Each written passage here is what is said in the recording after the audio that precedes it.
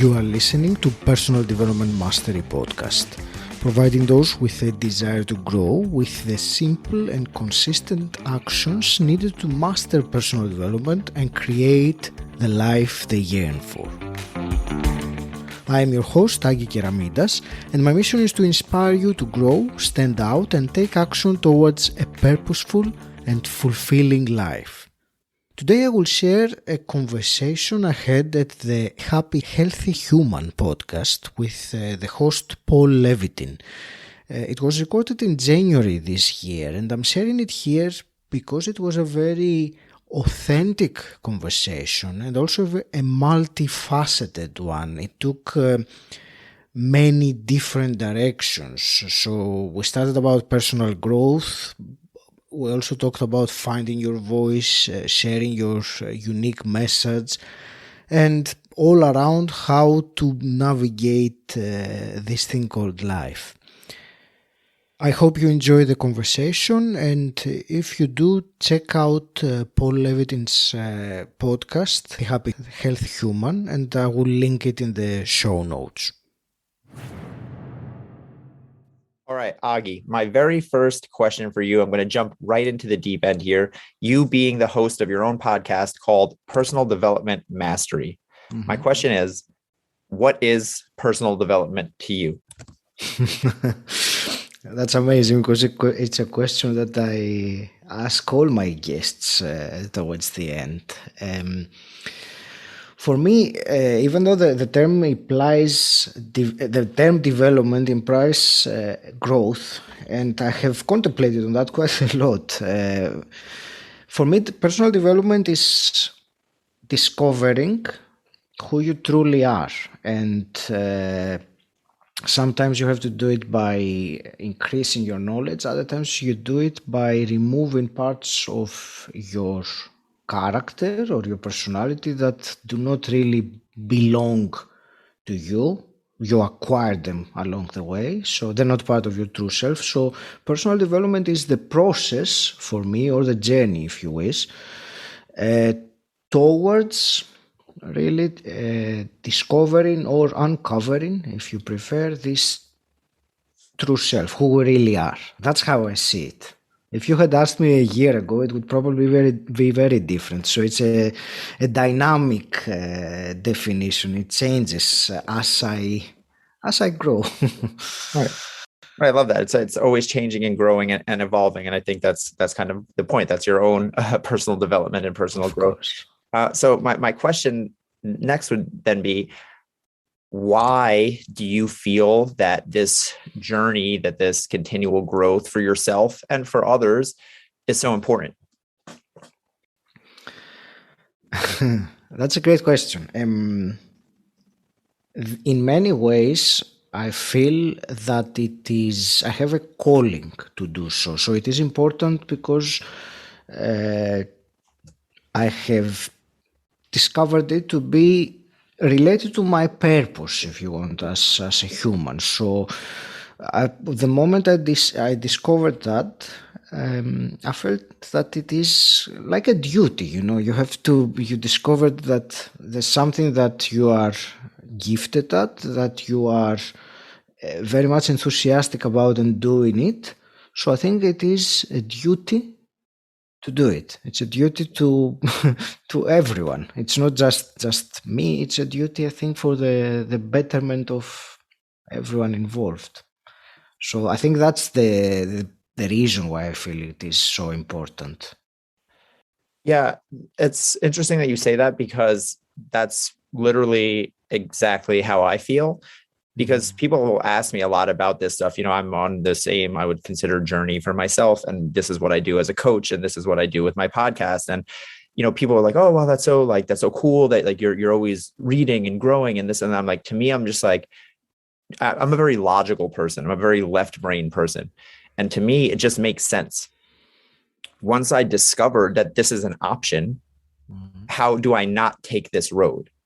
Right? It's like, I feel like most people, I talk about this a lot, walk around in what they call this unconscious incompetence, right? Where it's like, you don't know what you don't know.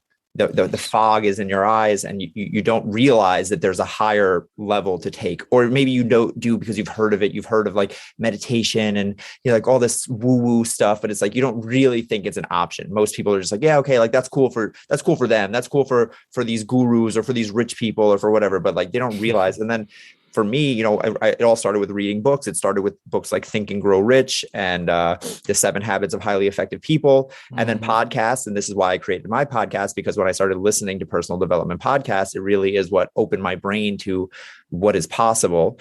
But then in my logical left brain, I go, okay, if I can have this, and now it's a binary choice of not doing the work and having a worse life, or doing the work and having a life of fulfillment and enjoyment, I have to take that second path.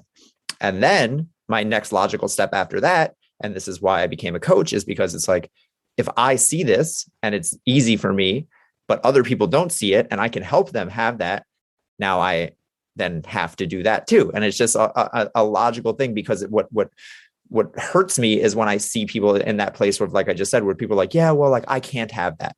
Like whether it's physical fitness or personal development or anything like this, where there's like, well, that that's cool for you, but it's not for me. So I guess my next question would be, what's your message to people like that, who think that this type of stuff, again, whether it's the physical side or the mental side, is for, people who have more time, people who have more money, people who have something that they lack? I think this is quite common to believe that we are not capable of something, and we find some reasons. Sometimes they are pure excuses rather than reasons, but they serve the same purpose. Find those reasons why one can't or won't do it, or why is it for other people. And you mentioned the being left brain a couple of times, and I think in many people who allow their logic to dominate over every other part of the decision-making process, the trap there is that our logic and our knowledge is limited by its very nature. You said the the incompetence that you said, that we don't know that we don't know, and the limitations that we have in our mind really prevents us. The thing is, if you, for someone like that you mentioned, that thinks that this is not for me because I don't have the intelligence or the money or the time or whatever, I would ask them to ask themselves, is this the truth? Is this truth? Or is it just an opinion that has been formed over time? Is this really the truth, that I don't have time, or this is not for me? Because it's a deep question that the more you ask it of yourself, it can give you the true answers. I don't think anyone, Paul, would be listening to this podcast and this conversation and really thinking, personal development or growing or reading books is not for me. If they do, I think they really need to realize the incoherence there in what is being said and what's been thought. So, and one other thing that came to mind when you were asking was that all we need to do is take the next step. It can be very intimidating, difficult, and off-putting for many people to see an end result and say, how can I get there? That's very, very far from me. Well, that happens with time, with practice, with training. It doesn't happen any other way, I think. So the best thing to do is focus on what's the next step. So if I haven't done, for example, I've never meditated before, the idea of an enlightened master becoming that seems completely out of this world. But the idea of finding an app, a free app or a meditation on YouTube or whatever, and setting aside 10 minutes to check it out, that's a very simple thing. And then you see that if you like it, if it's something that appeals to you, it's much easier to carry on and do more. So yeah, I think these are some of the important ways I believe someone can get out of this dead end in their mind. Yeah, for sure. I think that last bit is so important about, just taking the next step in front of you. There's an analogy I really love.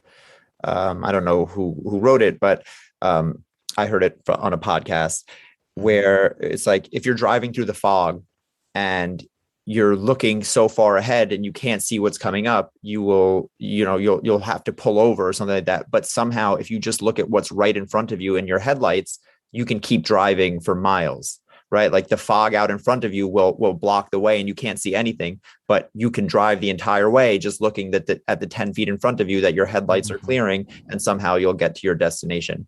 And if we think about that with our goals, it's the exact same thing, right? We get so focused on the end goal and what's out there and what I could be and where I should be and what I would be and all these other things, where it's just like, if you just focus on the most important thing that's right in front of you and you do that over and over and over, we can assume that you're going to get to that end goal far off in the distance eventually.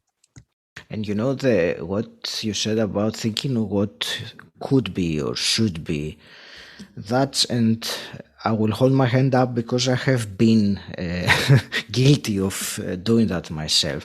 That serves as something that you can beat yourself up with. If you say, I should have been done by that.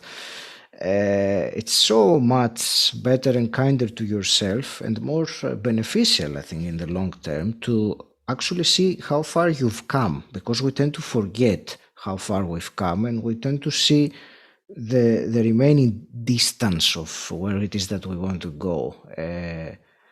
And that, again, I'm saying I have been guilty of that.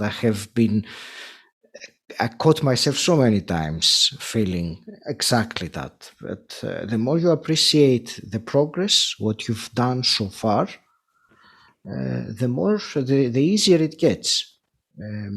Think of, sometimes we speak to ourselves in a way that we would never dare to speak to another person, because they would punch us if we spoke those same words. But we do that all the time, and it doesn't lead to very good results like that. So forget about what should be yours and focus on progress in the next step. Right. I appreciate that a lot. I like what you just said, where you said appreciate the progress. I think that's very powerful. And I 100% agree.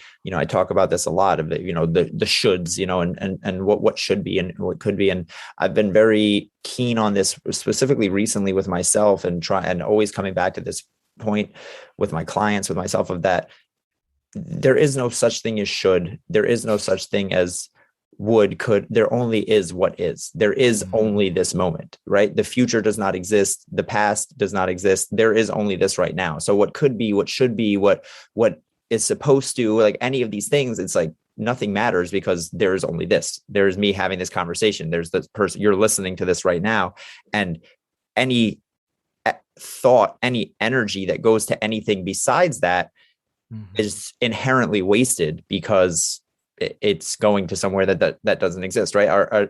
And I talk about this a lot with my clients. I do one-on-one coaching for personal development, health, and happiness. And when I talk to them, the thing I like to point out is just that we can always figure out what we could have done better, right? You can do everything perfectly, which perfection doesn't exist. We know that, right? But theoretically, let's say you do everything perfectly. And if you go back with hindsight and a fine-tooth comb, as they say, hindsight is 20/20, you can go, oh, well, but I could have improved there. Oh yeah, but I could have worked a little bit harder. Oh, I could have done an extra 5 minutes. Oh, I could have done this. And it's like, we have this view because of our we see 100% of ourselves, right? So if I'm looking over someone else, I would say, well, like, you did pretty well today. But I would go, or say, let's say someone's looking over me. Someone's going to look at my day and say, hey, Paul, what'd you do today? Oh, well, I had 3 coaching calls. I recorded 2 podcasts, and I worked out today. And they go, whoa, you were super productive today. And I go, yeah, but I had 45 minutes in between there where I could have been reading. And I had this, because I know the full story. So it's very easy for me to look over it and be super like aggressive with my, like with my decision. And that's how we all look at ourselves, right? And no one else would ever look at us like that. So we all have this super like high level view, and we have to kind of take a step back and realize that, like, as you said, there is no it's should or supposed to, and you wouldn't tell someone else that when you would tell yourself that. You would, so I would say to someone else, whoa, you had a great day. But to myself, I would be like, oh yeah, I should have made the most out of those 15 minutes on the train and not been listening to music. I should have been writing or something like that. And the shoulds many times are not even ours. Opinions or other people's, or some external expectations, so they're not even ours. So to beat ourselves up by someone else's shoulds is, if you think about it, is crazy. It doesn't make sense, yet we do it. Many people do it very often. Yeah, we do it, and it's inherent in us. As you said, it's not ours, and it's not like one person's. It's probably society, or it's our parents or something like that. And this stuff is ingrained in us deeply. So all of this stuff is easier said than done. And I I always try to catch myself in the act. I catch myself saying should a lot. And I try to, as you said, put my hand up and say, wait, hold on, let me rephrase that. And I try coming back to that. So, for anyone listening, this is not to say that, like, oh, if you're thinking a certain way, if you're saying these words, that it's anything bad. This stuff is deeply, deeply ingrained in us as humans, but it is something worth noticing, of thinking like, oh, well, or it's supposed to. When you catch yourself thinking like that, as Agi just said, is that real? Is that a story that you're telling yourself? Where did that thought come from? I ask this question a lot. It's like, is that your thought, or is that a thought that the news told you, or that social media told you, or that your parents told you, or something like that, and now we're getting deep into some weird existential stuff of where do our thoughts come from. But it's important to realize, because quite often you'll go like, no, like, I always like to bring this back to physical fitness, because I feel like this is something that people really understand. Like, I'm not happy with my body. Oh, I look fat or ugly or whatever the thing is. Like, who said so? Is that I'm pretty sure if you had never seen a magazine, if you had never seen social media, would never think that. But because we have these societal standards of what beauty is and what things are, now it's like, I'm supposed to look like X, Y, or Z. So when I catch myself with that, it's like, who said so? Where did this thing come from? And it's a hard thought to have. Again, we're talking deep stuff here, but I think it is an important thought journey to go on. It's very important, because that will allow you to change your thought by questioning where it came from, or is it truth. And with the body also, I will add to what you were saying, that if for any reason the way that we look objectively at our body, as objective one can be for ourselves, and let's say that we're not happy with not the appearance or the physical element, the wellness or the health of it, I believe it's also important to realize that we arrived here, so we can take actions to change that. If that is our decision, I'm not talking about the appearance. Again, that is how we should be and should look, and that's really something that I found personally in my journey, that the more I educated myself or grew, the more I started getting freer, more liberated from that constant concern of what should and what someone would expect of me, and these things. It's a journey. I can't say that I'm there yet, but it's certainly much less than it was like 5-10 years ago, which everything I would do, or everything I would do outwards, would reflect my desire, shall we say, to be accepted, or not to be criticized, or not to be judged. So I will filter and change, or even completely shut up and not say anything to avoid that.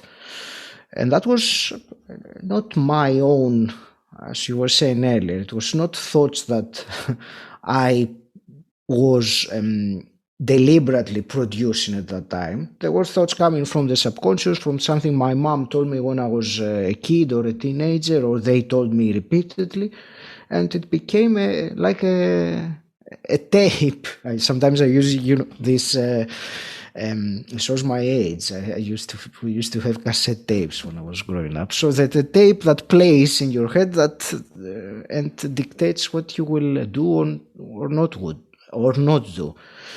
So realizing that is the first step to changing that, I believe. Yeah. Yeah, 100%. So much that you just said, I really appreciate. What you just said, one thing though that you said, well, like and when you said this, it actually just made me kind of smile and like feel lighter. And I really appreciate this. And it's so simple, and yet simple things are often the most powerful things. And you just said, like, we arrived here so we can change it, right? And just that simple that thought is just like, oh yeah, it's like I got to this point by my actions, which means that my actions can take me away from this point if I don't like it. It's never the game isn't over. The thing is, it's like people feel like, oh, like we're never stuck because this is all life is, like it's the continuous action, and you've already, it's like something that you did got you here, which is fine. You have to do something to get out of here, but you did something to get here. So you're doing something all the time. So I don't know. It's just something about the way that you phrased it. That really just literally just made me be like, yeah, that's true.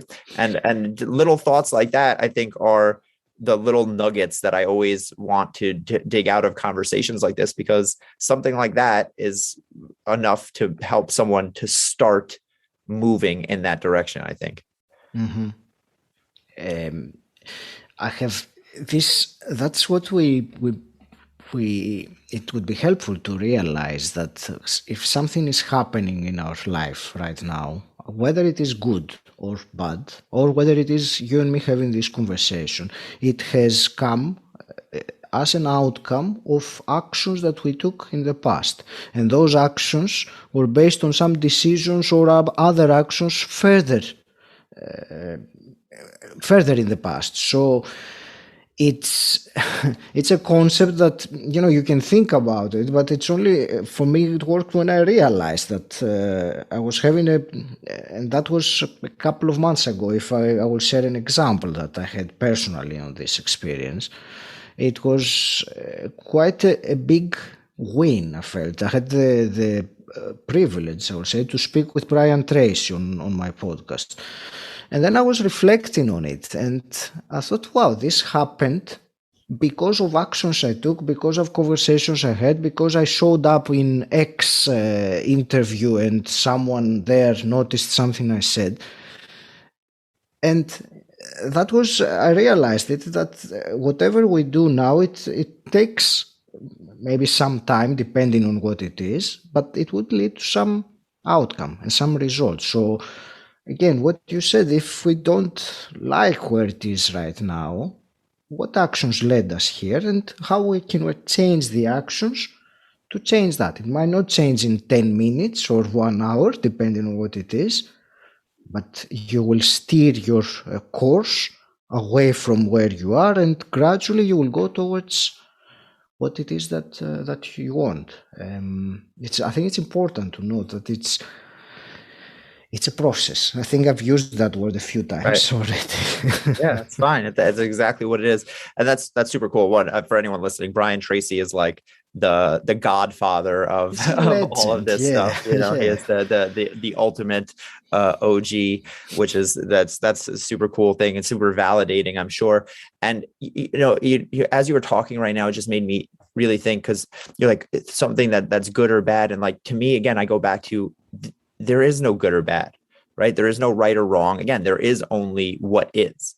And we put our own feelings onto these things, but there only is, again, the fact that I'm here right now, that I am listening, that I am in the situation that I'm in, right? So if I don't like where I am, I can, as you said, I can understand that I took actions to get here, and I can understand that there are actions that I can take to get away from there. But in the same way, I can decide to like or not like where I am, right? I can decide the good, or people will say like this is inherently good or inherently bad. Very few things I would say are inherently bad. We're talking sociopath or psychotic levels of evil. Like, sure, we can talk about that, but even things like, the example I love to use is, again, you can get into a car accident, and a car accident could ruin your day. It could be the worst thing to happen to you, or it can be a blessing because you weren't more injured, right? It can be, and we choose what we want to in that moment.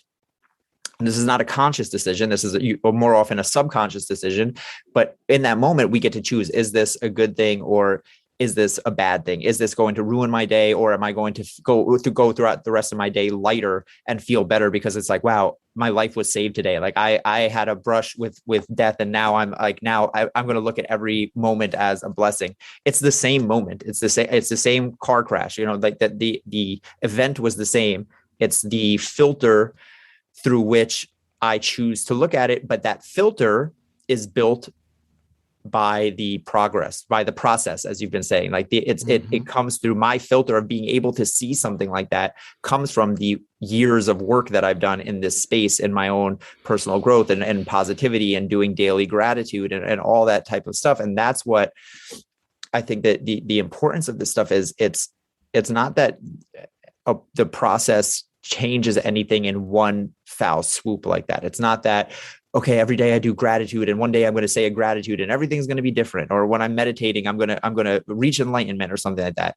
It's the fact that I always say you're giving your brain, you're giving yourself, you're giving your mind a fighting chance to be the second person, right? If someone who never focuses on their personal development, on their growth, on reading, on being better, on trying to be better, is going to be the first person. They're going to be the person who curses and screams and kicks and says, "You asshole, how dare you? I was whatever, you were texting, blah, blah, blah," like a million other things. Only because that's natural. That's our natural human inclination. We have a negativity bias. We are going to go to the worst case scenario as a safety mechanism, right? We're going to go where our brain is always going to go there. So it's only through the constant repetition and training that we at least, and again, it's still hard, right? Like you just said, you just had this breakthrough a few months ago, right? You've been doing this for how many years, right? Stuff like this is still hard for me every day. I catch myself all the time doing this stuff where it's like, but only because I practice this on a daily basis do I have at least the tiniest little sliver of a chance to be like, hey, maybe the world isn't burning. Maybe, maybe things aren't as bad as I feel they are, as that gut, because that's it's a very guttural like feeling when you feel, oh my God, like, and that we start to, then it's like, oh, hold on. If I can let my logical brain catch up and be like, no, I don't think the world is over yet. I think that I can change this a little bit. So, one of the things that you mentioned all the way back at the beginning, as I'm taking notes here, is when you were talking about your definition of growth and personal development, you mentioned that you wanted to grow, but also to subtract certain things, right? And the concept of addition by subtraction is always very interesting to me. So could you elaborate on that a little bit and just expand on what you mean? I will do my best. I will do my best. It is not something very simple to explain. And sometimes, and I'm now thinking aloud, something that Einstein said, that if you can't explain it simply, you don't understand it well enough. So that's why I said I started with I will try. We, as personality, as human beings, or as what our mind is and contains, if you want, have gathered stuff, beliefs, preferences, ideas, this, that, over the years. That's not necessarily either ours or the truth. And we know that. I think one way to determine how close we are to who we truly are is by using our feelings as a mechanism of, realizing or gauging where we are. And I think if we are feeling the positive feelings, I will phrase it like that, chances are that the path that we're on is more in line with who we truly are.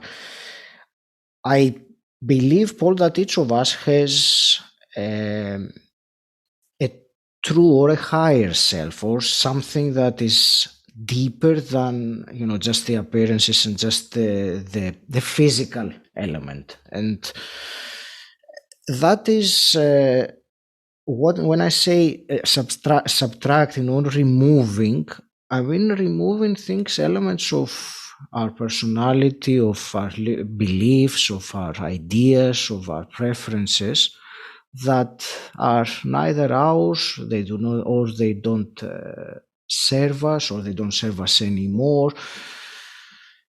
It's like cleaning up, in a way, things that have gathered inside our mind, inside our subconscious, or inside our body also, because it's all connected. It's not something completely separate. So realizing that, bringing them to light in a way, or to the spotlight, or becoming conscious of them if you want. And when we realize that, oh, this thing is, why on earth do I think like that? Comes back to what we were saying earlier. Then it's removing it, subtracting it. And of course, that's it's a big topic on its own, on how on earth can you subtract things that are ingrained in you. And there are so many things. And that's where the personal development processes and the tactics and techniques and all these things come into play. And what you were saying earlier, and I will slightly digress, about coming back to the present moment, because that's all there is. I think when one really grasps that concept that you say, because it sounds simple, but and I know that it's really not easy to bring yourself to the present moment every time that externally something is happening. And I think most of the times there is something happening there. So if you manage to be able to do that more and more often, you are at an exceptional, I think, place to live your life. And personal development helps with that. Exactly as you said it. I couldn't agree more that the years of training gives you a better chance to deal with these things. So I tried to answer your question as best as I could. It's a big topic. 100%. And I think you did a great job, because in reality, I know when I ask these questions, there are no answers to these questions. If I had the answer to these questions, I would be, flying to space with Jeff Bezos, because I'd be a very rich person, because I'd have solved everything. And these are the deep questions in life. And people ask me a lot of like, okay, because my podcast is the Healthy, Happy Human podcast. And because I'm a health and happiness coach, like, what's the secret to happiness? And it's like, I can, tell you things that I think will help. But if I had the one key, the world would be a very different place. And I think that's the hard thing, is because people want solid answers for things that there are no solid answers for, right? People want it to be A or B, this or that. This is why we err towards extremes, right? It's like, just tell me what to do. Tell me to cut out all the carbs and I'll never eat a carb again. Tell me to work out 8 times a week and I'll work out and I'll never do it. Tell me to read this, what book exactly has all the answers in it, and I'll read it. And it's like, there's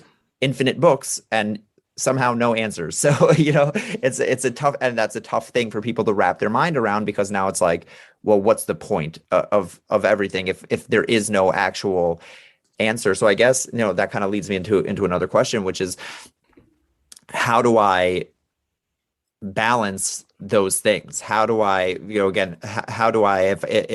me being just a regular person who lives in the real world, where I have infinite responsibilities and I have kids and I have a job and I have bills and I have taxes, and it's like, I'm supposed to, quote unquote, find this find time for personal development or or go on this journey of self-growth, but it's like you're telling me there is no actual winning. There's no answer. So how do I justify that? The answer is different, I think, to each person, and that's why there is not one universal answer. Yeah, if there were, it would be very simple. Everyone would do that one thing. They say, what's the biggest secret to success? But if there was one thing, everyone would do it. If there is one thing, it's what you said earlier, bring you back to yourself, to the present moment all the time, but all the time. Maybe that that would be one. But, to answer your question, there are some things like time, for example, that, that is, we need to realize time is always an excuse. It's never a reason. No one has more time than others. Do you have 25 hours, or does Jeff Bezos, who you mentioned, have more hours? We all have the same hours. It is what we do with those hours. And yes, you mentioned someone that has kids and a busy lifestyle and rushes around. Yes, sure, absolutely. How much time you have outside of those things and what it is that you do at that time. So maybe you could sleep half an hour less.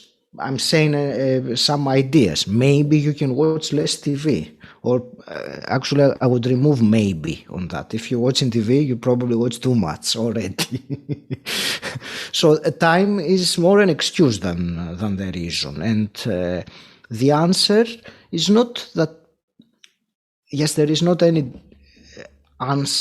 definitive answer that will take you there, but it will overall improve your life. And I don't mean your life on the outside, which probably that will improve as a consequence. I mean your life in the way you experience it, the way that you feel about yourself.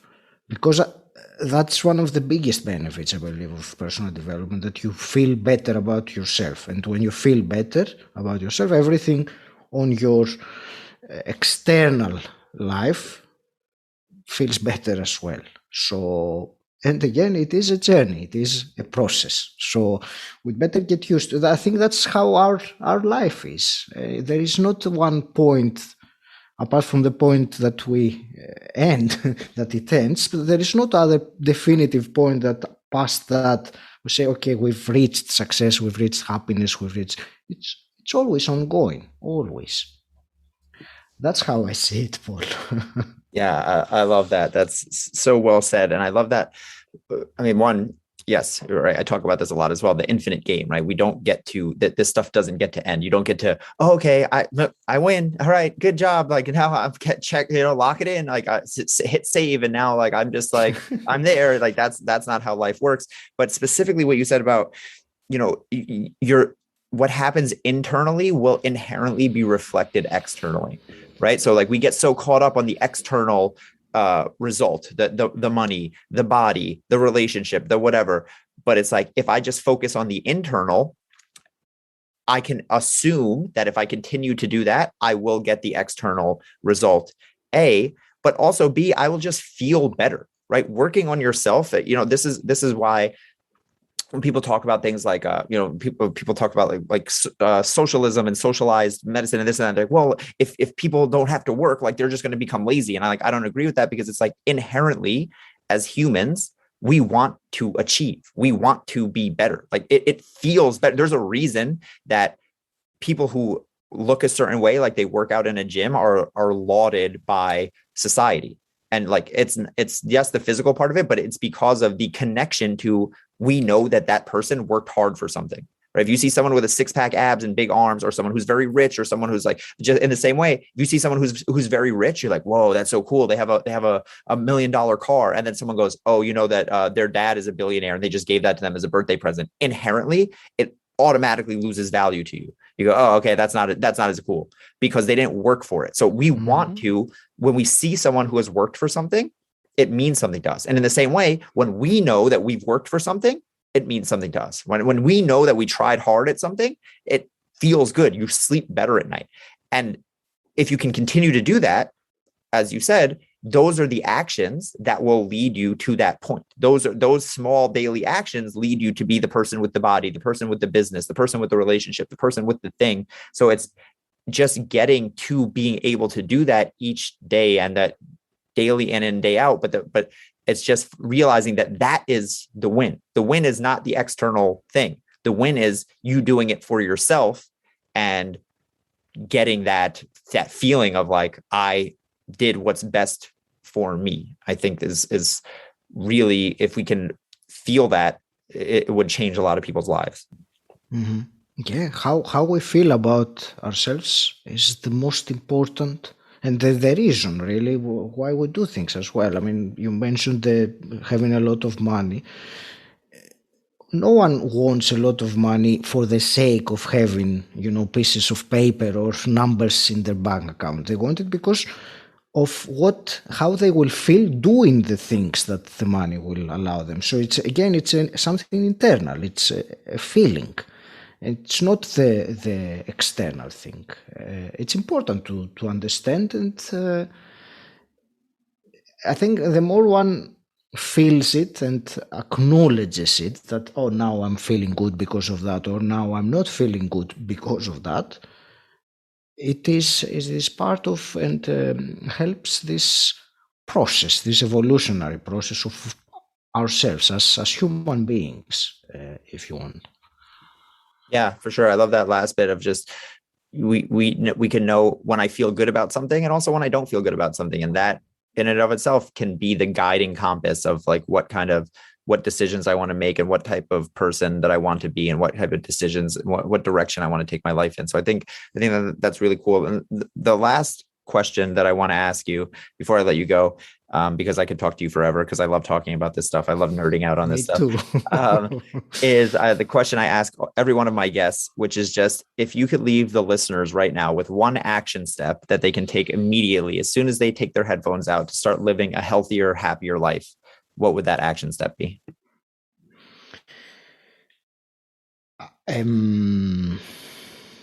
I would say, because obviously that could be different for every person, but I would try to encompass every single person. And I will say, do you know that one thing that you deep down know that you want to be doing, and you've been saying to yourself or to your wife or to your friends that, this is something I want to do?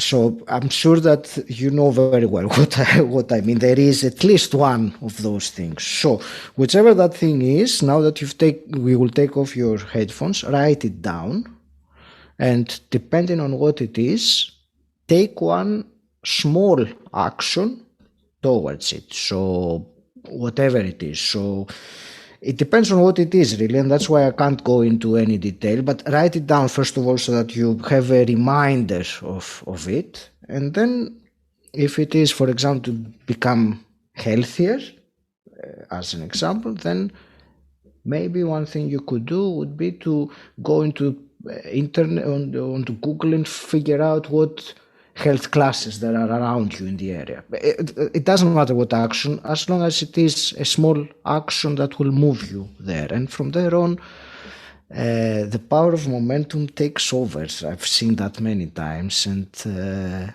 you take a small step, and then you feel good because you've done it, and then it kind of creates a snowball or a ripple effect, and it gets better and easier. And at some point you look back at that original decision and say, wow, how things have changed since I've done that. But it all starts with realizing what it is that and I specifically said the thing that we've been putting off, because that's the important thing. Most of the times, I'm generalizing, but I feel that this is the advice that I would give. Realize what it is that you really want to do, you've been putting off, write it down, and today or tomorrow at the very latest, take one small step towards it. I love that. One small step, and that will build that momentum. I wholeheartedly agree. I think that's great advice. Agi, thank you so much. This was a lot of fun for me. I really appreciate it. I think that people are going to get a ton of value out of this. I hope you enjoyed listening and that you got a huge amount of value from today's episode. If you have, please share this episode with someone who you think will benefit from it. If you want to know more about me and what I do, visit my website 𝗵cie𝘀𝘁.com.